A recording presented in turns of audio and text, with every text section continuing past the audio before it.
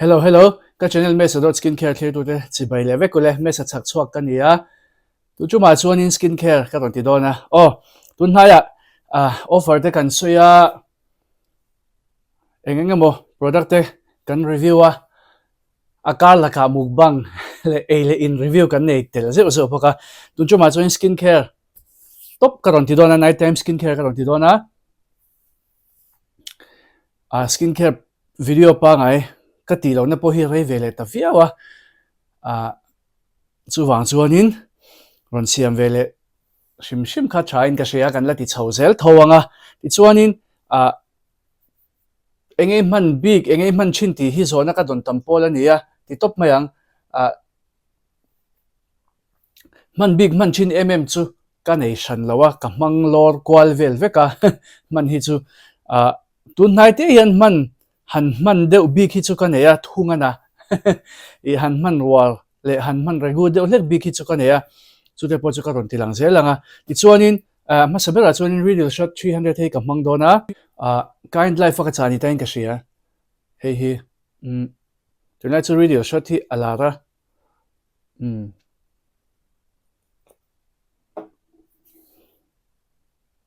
hei 300 ania niam ber dot tu ania abak ai sang hi alo om vak lawa India hian 1000 thleng oma hei hi mai phi zo mai ka mai ka phi to mai ro vek nuwa ka double cleanser mai ro vek nuwa so noi tur ania maya pem hliam te om chuan man thei lo bok ta ti mayang bol pil de nan hu pilang ala la khatiang anga te khan man chi ni re lawa tin mai bol chit na pon di chuang lo an ni hi chu yang kan vuna kan noi ra langa ti mayang aro thlen kan ma ka nga aro ma chu thil dang kha kan hnoi ri don lo nia ma aro chapang an khapanga ya video shot big hi chu ein blending that kha ngai ni a medium level ani hi ama hi mo he 300 hi medium ka mai ro to video shot a hianin enge micro needle in a serum and chin ta chun ne needle sangkham ta kha silica atrangan siam ania mineral zikhat vun a lut thei vuna azuglu khan product pe poti lut cha in an soya tin chu ba kha chuan anti aging big in an fakta ma se kalamang regu over lawa kaman regu lutuk lo chan po hi athip thei lutuka atu ka hianin kalamang regu over lawa chu tianga he effective lutuk effective na han mutur khan kalamang tam lo thunga ma se fakta hi chu lo viawa review chen khata hi chuanin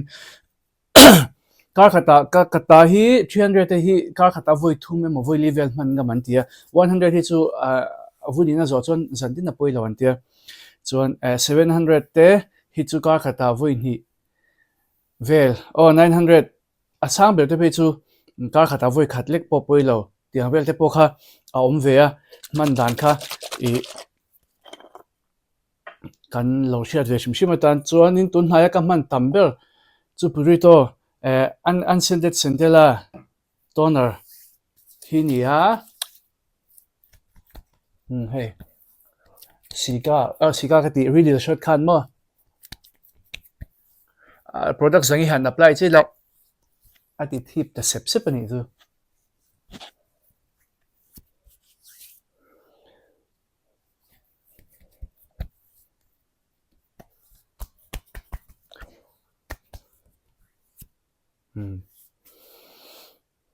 chuan Foxtail hydrating serum engtik lai po ka man reng anita ka ngei lo chuan ka ngei mai lo bok ka ngei zen lo video shot hi chu ka man reng an ni lo amang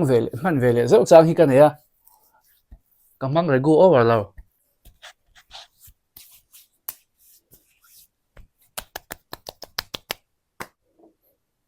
Rapid spot reduction drop ka hmang lenga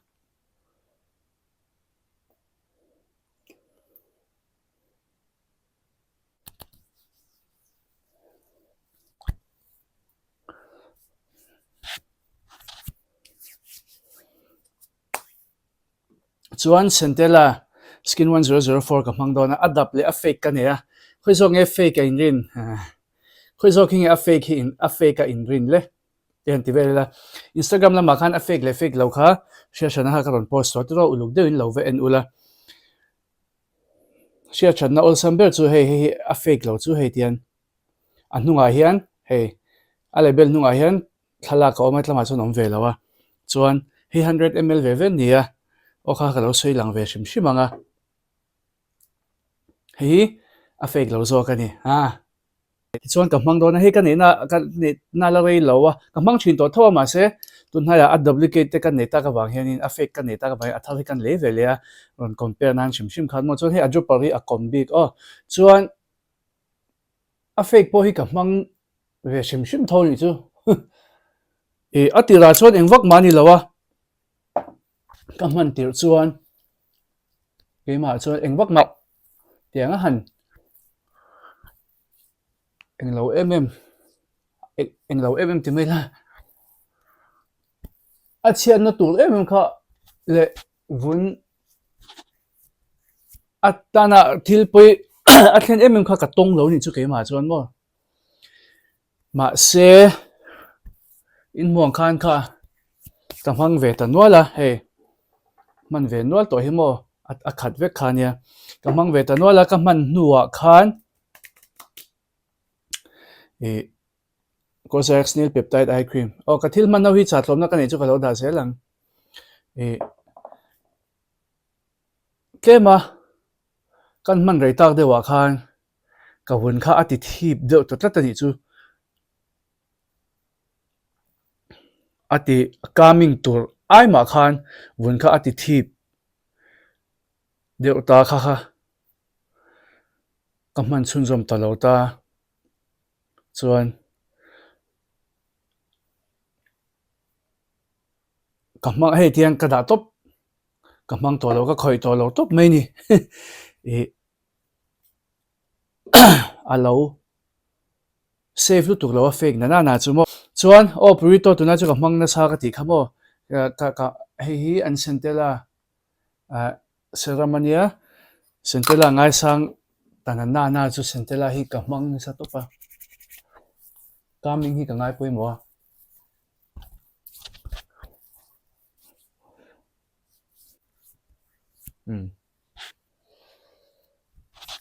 chuan tun haya ka du le ka man na sat foxtail oil balancing moisturizer ka hmang le nga hei soita ang khan ma ka ron review kha hei mi chunga hian moisturizer ka hmang le don tho hei chu sara mangam man ka du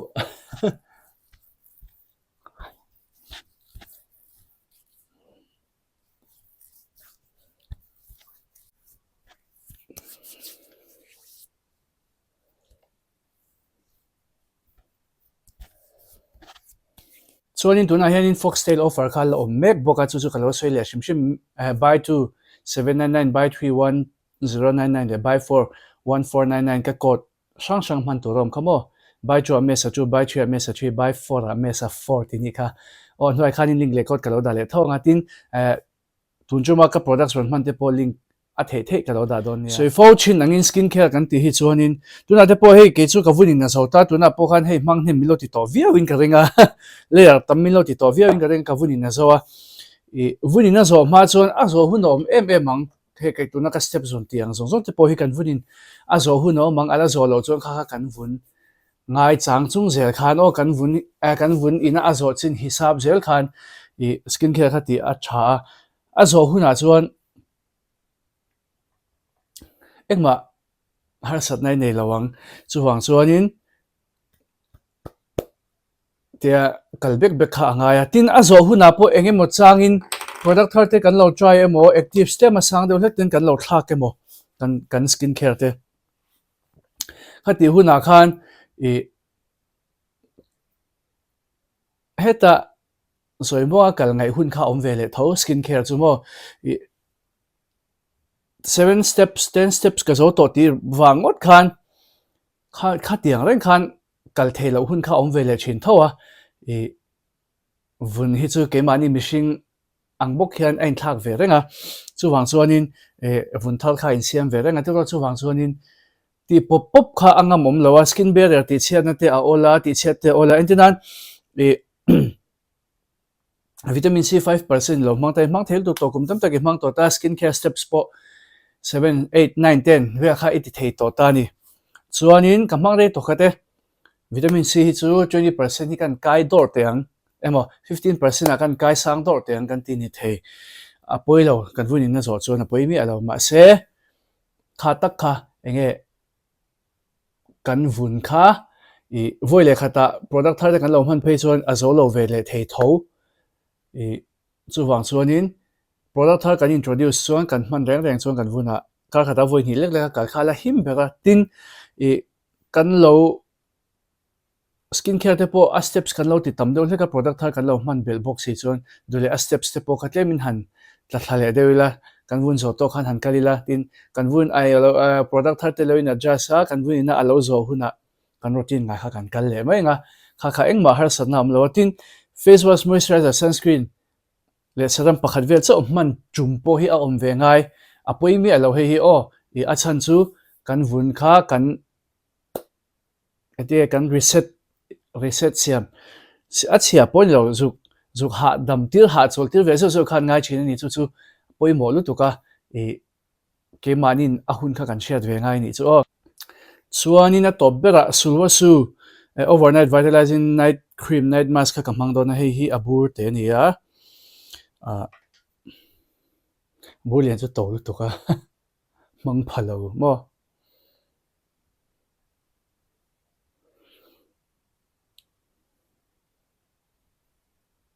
hi zariat som nga ni tain ka shria amma hi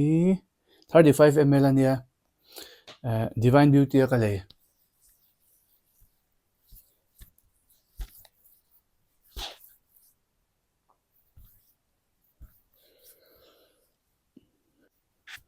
amom hlup lem lo ni hi mana nuam viau me ka voi khat man na nia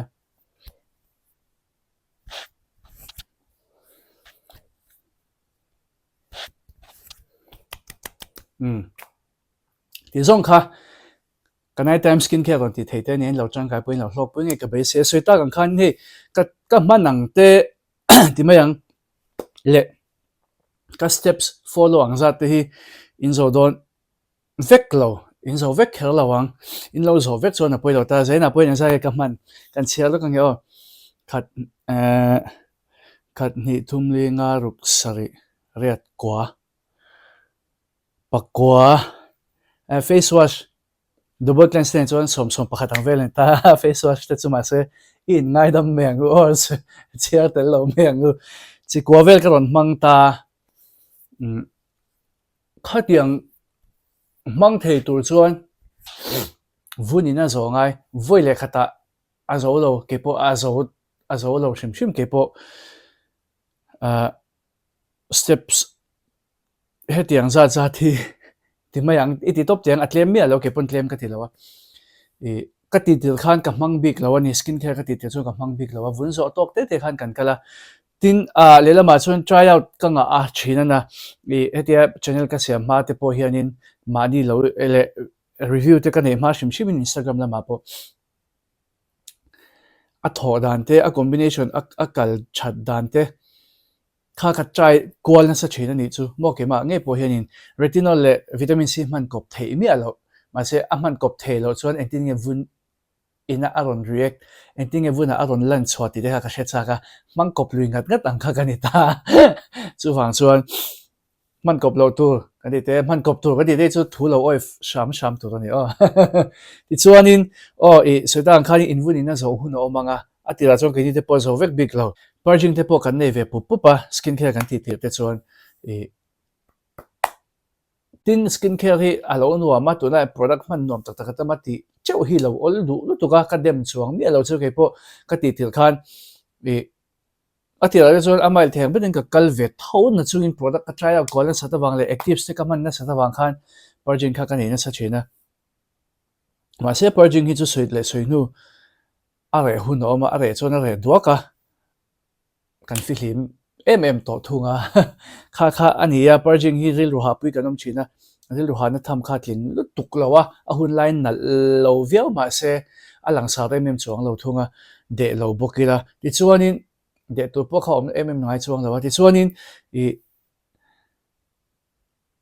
kan ti rei a skincare te kan lo ti rei chuan a rei nuwa chuan vunina a step sa tam kha a zo hun kha om ve mai ta chu kan vun pon kan share mani po kan in shadow na ni chu I